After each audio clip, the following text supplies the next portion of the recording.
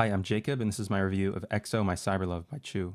Chuu is a member of the K-pop girl group called Luna, which have been heavily appraised by critics since their debut singles. Luna consistently, through the main group or offshoots like Odd Eye Circle, have been coming out with high-quality K-pop since 2017. This is her debut album, and she's made 3 EPs before this. I haven't listened to any of those. Before going into the track reviews, I want to say that I am completely aware that I need to justify some of my opinions on this album, because to be frank, I like parts of it. I don't think this is a bad album. I've listened to this over and over, trying to get a grasp on what makes it not as bad as it seems, face value, because obviously the production is very typical of current pop music. The melody's mostly generic, and no, it's not the Afrobeat influence that makes it good, because in my opinion, there's no way that could change a bad album to even a mid album.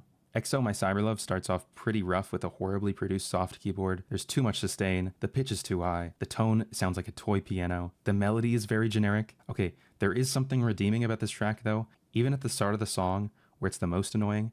Well, if you ignore the second half of the chorus. There's an ambience in the background that is beautiful. There's soft, airy synths, very low in the mix, that completely save the song. For the rest of the song, the verses are good. The first part of the chorus is good. I like the outro a lot specifically. If the outro didn't exist, I think this would be a 3 out of 10. And the bass and drums are produced infinitely better than the keyboard. Now, all of this keeps the track at indifferent for me. It's very hard to overcome a common melody with nasty production on the vocals and keyboard. On Canary, the production is consistently fine.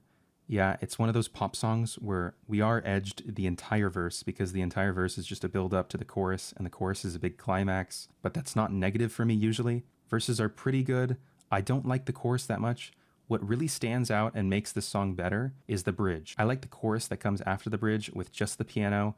It's way better than the overproduced choruses earlier in the song. For track 3, the production is way better. The verses are a little boring, but I love the speed and the melody of the chorus. There's a great driving bass and drums with a very pretty keyboard.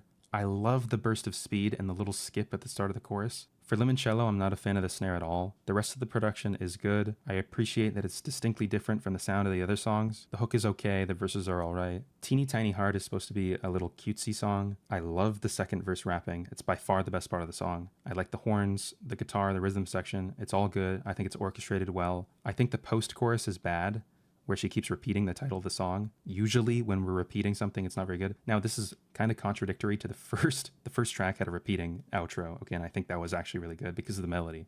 This part, the melody isn't good. Every other part of the song I am in love with though. There's great background vocals and the bridge is great.